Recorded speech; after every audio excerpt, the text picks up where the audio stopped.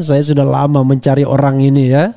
Orang ini perusuh, semua digugat, semua petinggi UGM digugat, mulai dari rektor, wakil rektor, Kasmujo digugat juga, pegawai perpustakaan. Di publik namanya kadang-kadang disebut Komarudin, tetapi aslinya sih Komardin ya. Oke, langsung kita ke Bro Komarin. Assalamualaikum warahmatullahi wabarakatuh, Bro. Oh, keren sekali foto Anda itu. Lagi di salju di daerah mana itu? Itu lagi saya di Swiss di Gunung Pitlis. Oh, luar biasa. Iya. Jadi Komardin ini bukan orang biasa ya. Orang yang luar biasa berarti, extraordinary people ya. Biasa-biasa saja. Biasa-biasa saja. Anda tinggalnya di mana sebenarnya?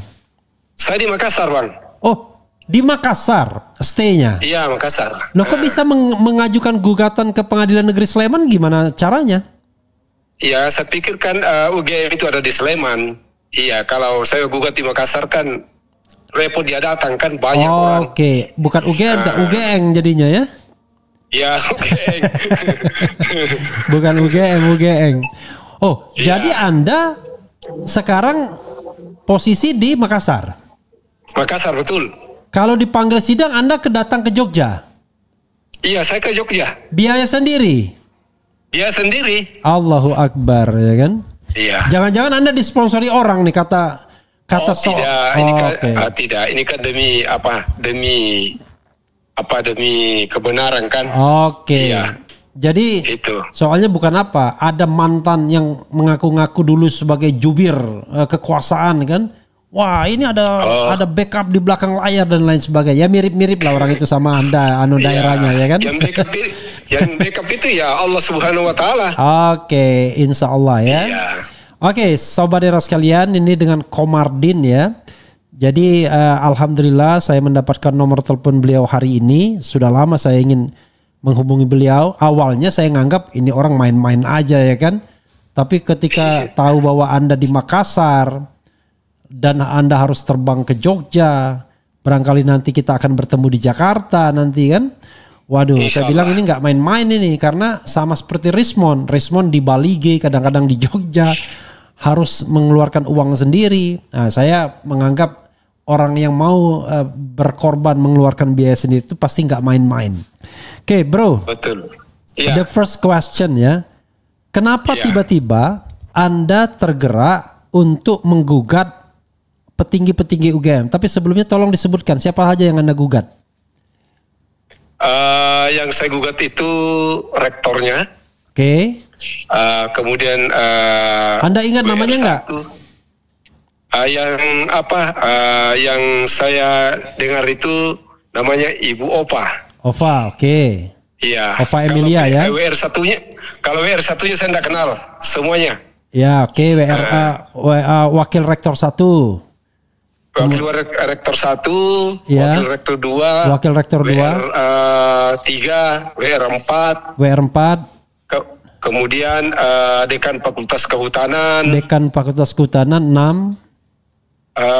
kemudian pegawai perpustakaan, kepala perpustakaannya, kepala perpustakaan apa? Kehutanan atau GM? Kehutanan. Oke. 7. Kehutanan, kemudian Insinyur Kasmojo. Oke, Kasmujo ya. Iya. Yang diakui Jokowi sebagai dosen pembimbing dia tahun 2017. Betul. Oke, 8 orang. Iya. Ada lagi? Cuma 8. Oh, 8. Oh, Anda 8 orang pakai angkanya Prabowo nih. 8 orang. Oke. Silakan, Bro. Kenapa Anda tidak menyertakan Jokowi sebagai tergugat, dan kemudian Anda jelaskan kenapa orang-orang tersebut Anda gugat? Anda pakai lawyer nggak? Kebetulan saya tidak pakai lawyer, saya langsung karena tidak ada yang berani. I see. Iya. Jadi Anda tidak didampingi lawyer, tapi Anda langsung melakukan gugatan ya? Karena background Anda juga seorang advokat ya sebenarnya ya? Ya, lawyer ya. Jadi saya punya kantor hukum. Jadi ada badan hukumnya juga. Jadi atas nama kantor menguasakan kepada saya. I see. Oh, iya. Penggugatnya siapa? Ya, Komardin and Partner Law Firm. Oke. penggugatnya Komarudin and Partners Law Firm, ya kan? Ya, Kemudian betul. kuasa hukumnya Anda. Ya. Oke, tidak dipersoalkan ya waktu pertama, tidak. enggak ya? Oke, silakan Anda, tidak. silakan Anda jelaskan sebaik-baiknya. Ya, jadi kenapa bukan Jokowi yang saya gugat? Karena kita tahu bahwa Jokowi selama ini tidak ingin memperlihatkan ijazahnya kalau bukan di depan pengadilan. Ya, jadi saya tidak lakukan itu. Sehingga saya melakukan gugatan kepada UGM karena tentunya segala informasi mulai dari awal hingga Jokowi selesai tentu ada datanya di situ. Ya, nah, terus akibat kenapa saya melakukan gugatan? Karena saya lihat ini. Sebentar, saya potong sedikit. Ini mohon maaf ya pemirsa. Ya. Mulai dari Jokowi awal sampai akhir tentu ada di situ. Kok Anda yakin Betul. sekali kalau dia punya data di situ sampai akhir? Ya, kalau dia ada sarjana kehutanan ya tentunya begitu. Jadi sekarang kita tidak bisa menuduh. Ya kita positif tinggi saja. Oke, silakan teruskan. Jadi awalnya ini kan sudah lama nih barang ini bergulir. Dan semakin hari semakin semakin panas, dan saya melihat bahwa sepertinya kalau di Jokowi tidak di medsos saja kan tidak selesai persoalan, jadi harus dibawa ke pengadilan. Tapi lama-lama saya tunggu kok tidak ada, maka saya lakukan gugatan, saya layangkan gugatan karena sekarang ini kan pakai e-court jadi online. Kenapa? Ya, dengan adanya kegaduhan ini kan ya berdampak kepada salah satu penyebab daripada anjloknya nilai rupiah menurut pandangan saya. Jadi waktu Jokowi itu naik pertama kali naik presiden itu kan nilai rupiah itu 12 ribuan. Kemudian sampai sekarang ini sudah 16.000 sekian. Kalau ini memanas terus dan ini pasti akan terjadi, ini kan bisa sampai 20. Kalau 20 ya mungkin kita kesulitan semua. Jadi orang mengatakan bahwa apa legal standingnya? Ini kan kita mengalami kerugian seluruh rakyat Indonesia kalau ini berlarut-larut. Itu menurut pendapat saya. Jadi ya itu perlu kita netralisasi cepat biar bisa cepat selesai.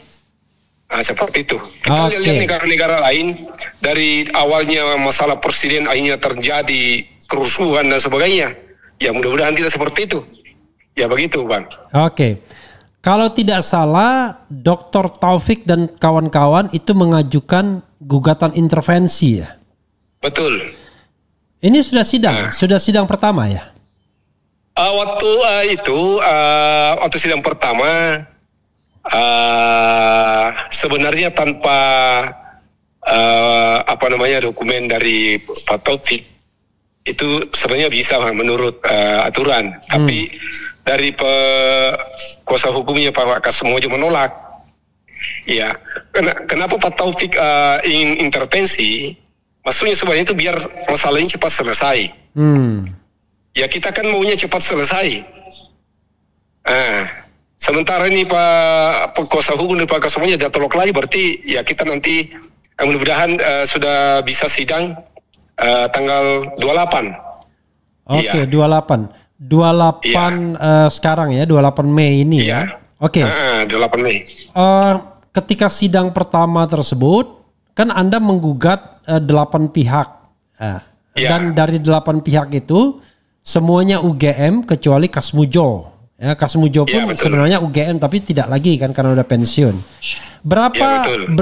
Apakah pada sidang pertama itu semua pihak yang Anda gugat itu hadir atau paling tidak diwakili oleh kuasanya atau gimana? Diwakili semua ke kuasanya. Ya, jadi ada 8 kuasa hukum. Ada 5.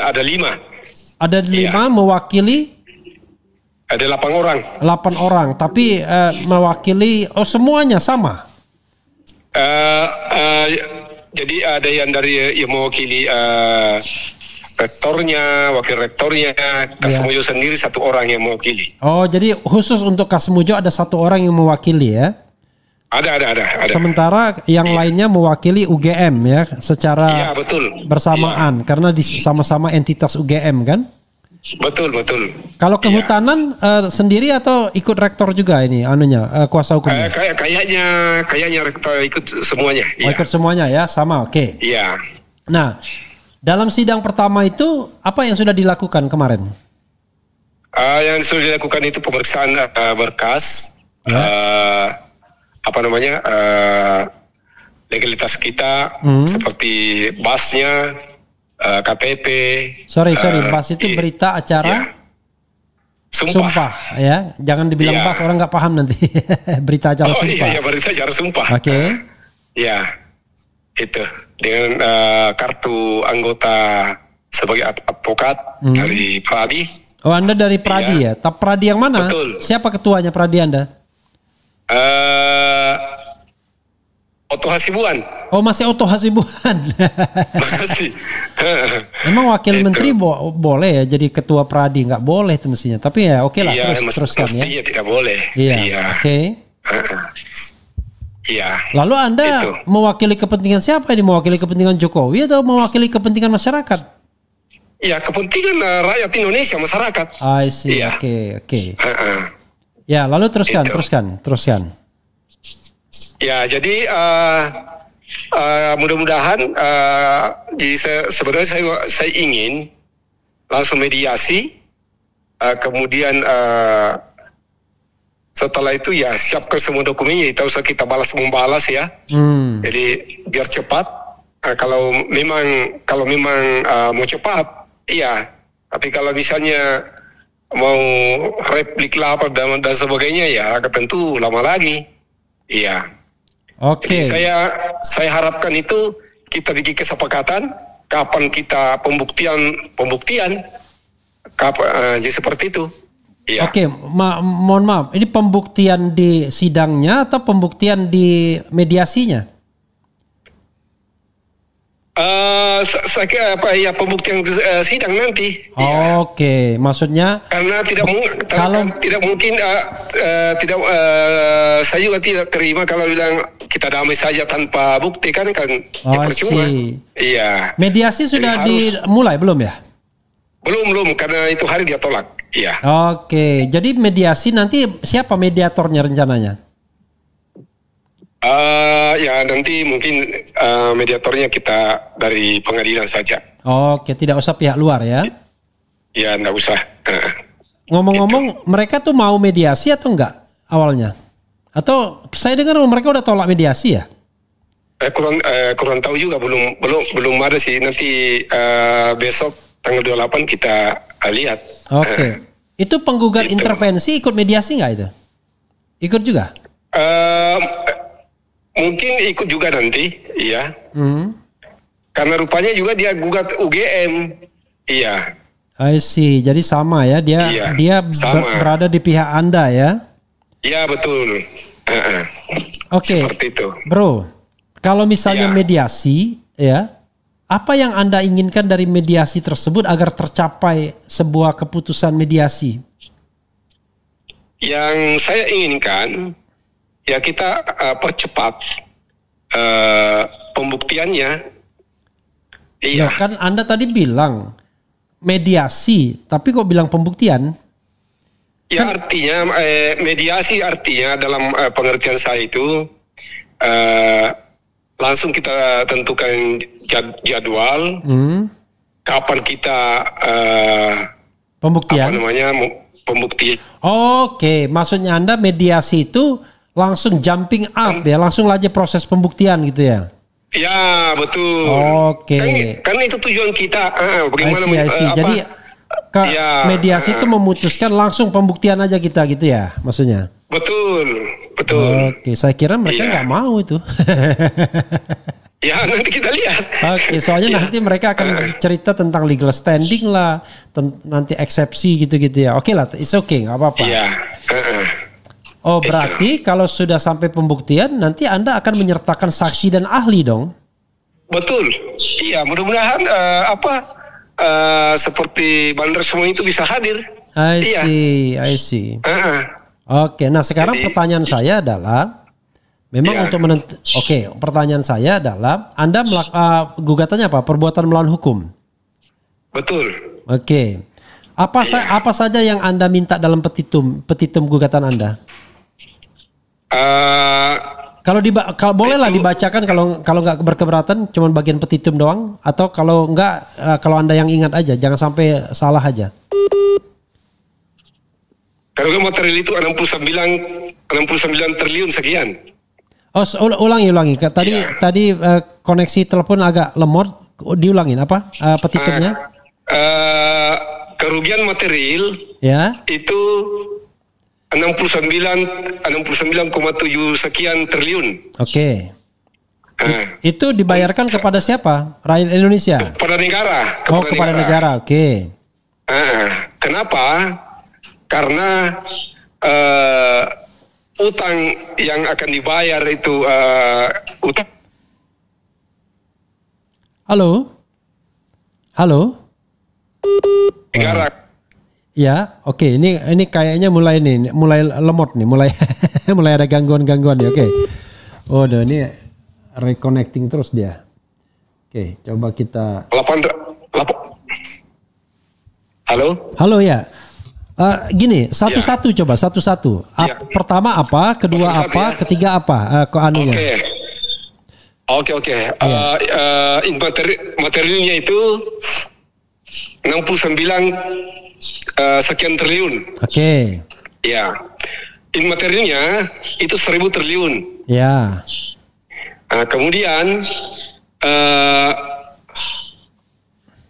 hakim memerintahkan kepada tergugat 1 itu tergugat 1 sampai 8 itu membawa duplikat atau yang duplikat ijazah Jokowi. Kemudian tergugat 1 sampai 7 bersama-sama membawa duplikat skripsi Jokowi.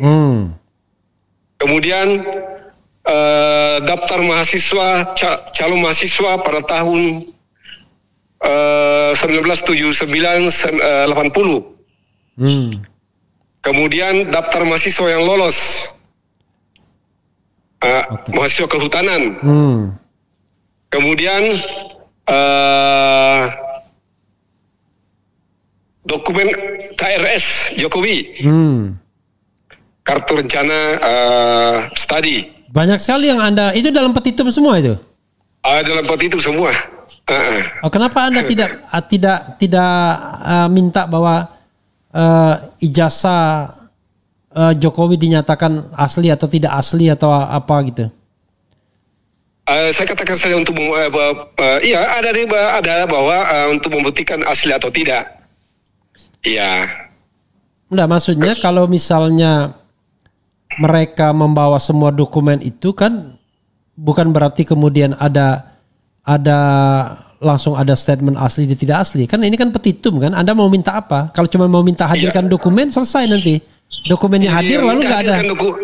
Minta dokumen dihadirkan untuk diperiksa secara forensik, diberikan kepada ahlinya. Seperti itu. Iya. Oh, jadi Anda tidak dalam petitum tuh cuman diminta dihadirkan lalu diperiksa gitu.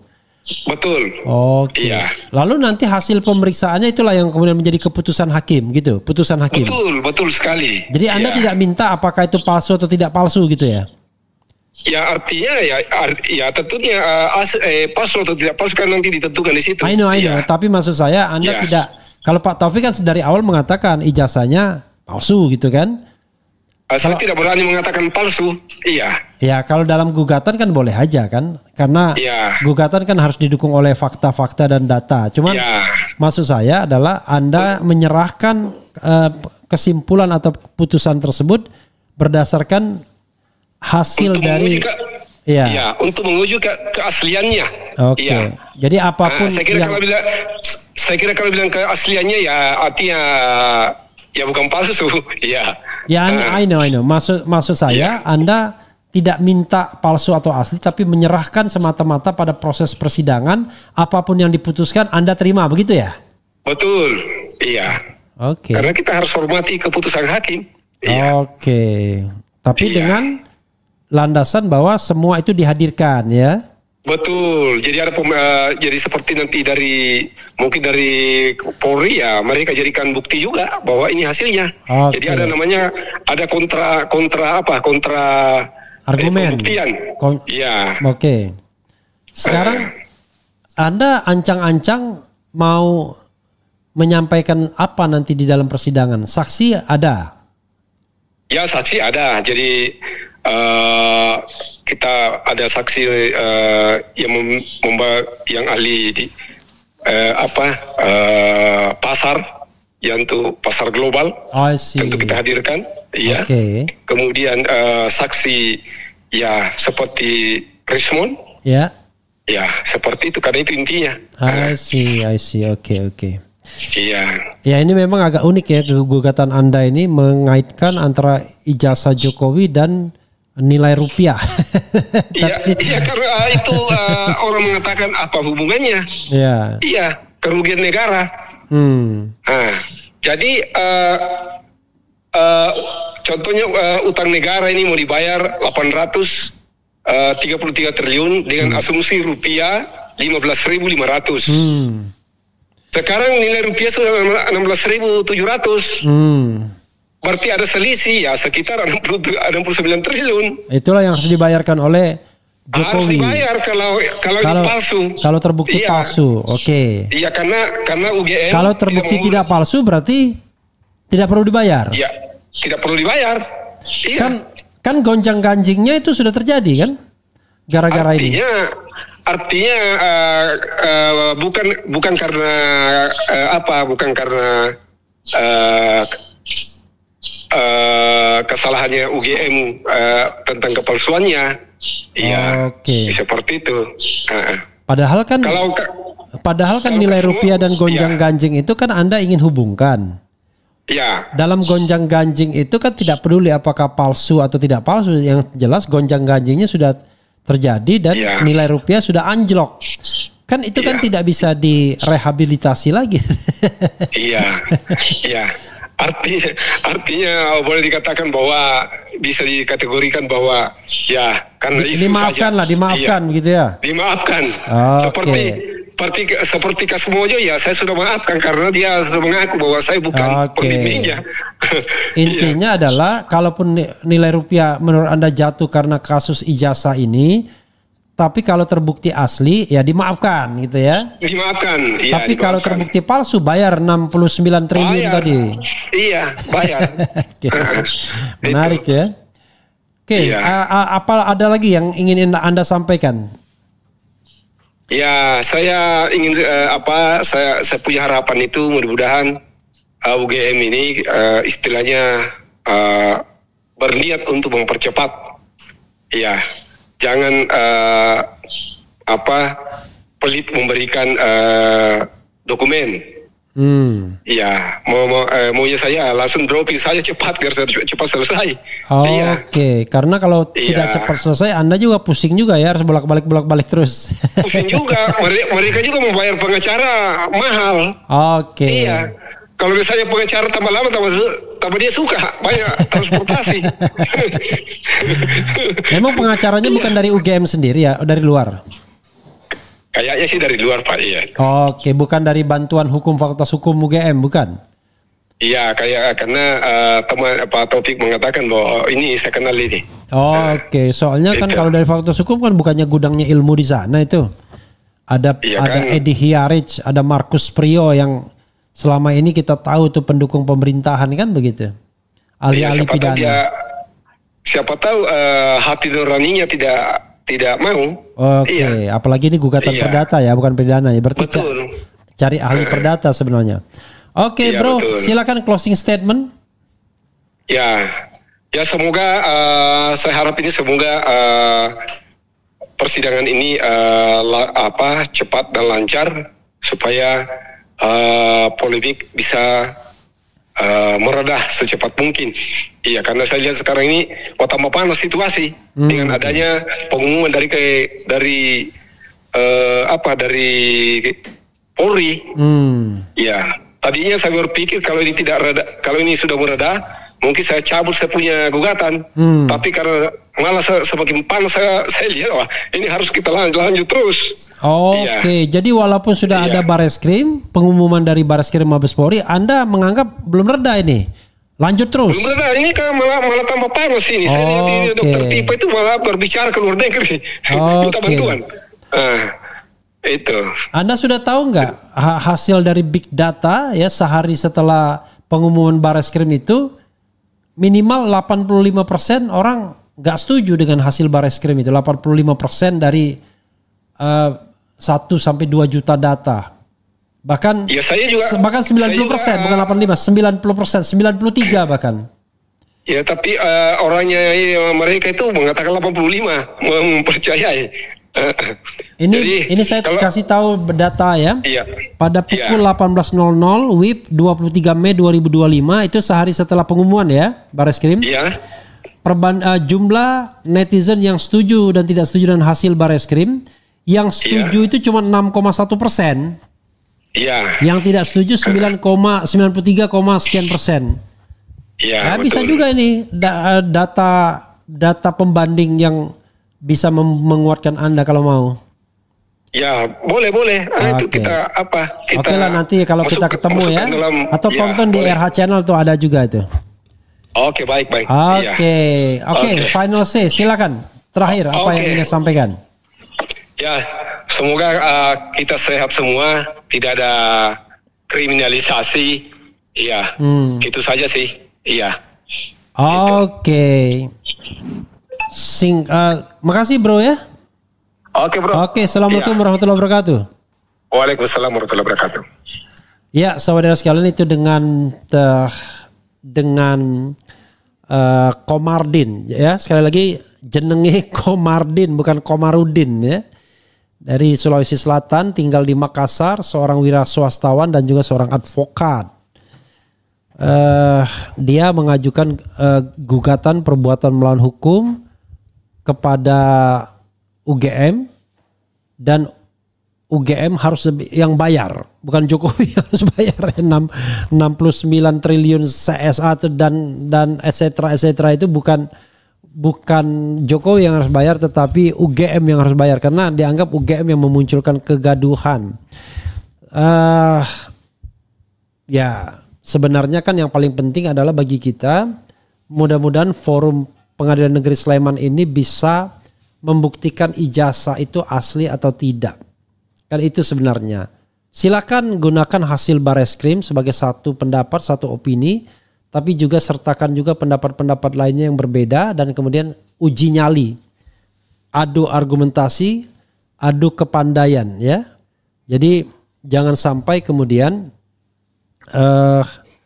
itu menjadi hal yang tidak transparan. Sekarang ini Bareskrim boleh mengatakan ijazahnya asli, tetapi mayoritas masyarakat di big data itu nggak percaya.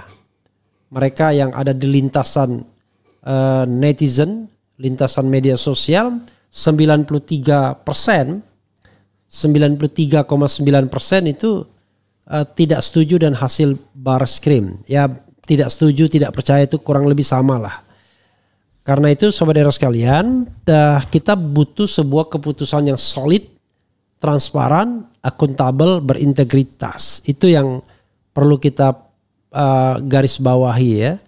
Dan nanti pukul 13.00 saya akan bahas soal kecenderungan pendapat dunia maya, netizen terhadap perkembangan soal ijazah ini, termasuk hasil Bareskrim ya. Kita bongkar files dengan Lisa ya. Jadi ini dari big data lebih dari 90% tidak percaya hasil Bareskrim. Boleh nanti ditanya seperti apa metodologinya atau metodenya. Karena menurut Lisa ya, sebagai orang yang memang bergerak di bidang ini, ya kalau dilakukan oleh orang lain hasilnya kurang lebih akan sama saja. Karena itu yang dikatakan respon sebagai objektif. Objektif itu adalah dia terbuka kepada siapa saja, repeatable, bisa dilakukan oleh orang lain. Kalaupun ada perbedaan mungkin karena waktunya yang sudah bergeser, tetapi angkanya ya kurang lebih sama saja ya. More or less kurang lebih sama, yaitu mayoritas tidak setuju atau tidak percaya. Nanti kita tanya persis ke Lisa bahasa yang digunakan itu seperti apa. Itu saja sobat sekalian. Wassalamualaikum warahmatullahi wabarakatuh.